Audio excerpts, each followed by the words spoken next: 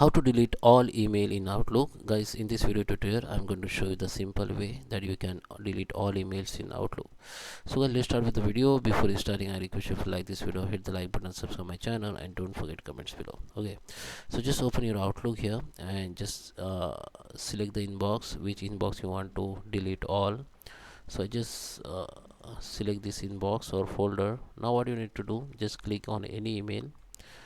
Okay, just right click on it, just select the email. Now you have to enter Control and A for select all email. Just hit Control plus A. Now you can see all email has been selected. Now just hit the delete. Now you can see email has been cleaned up and it is moved to the delete folder. So that is how you can delete all emails from inbox.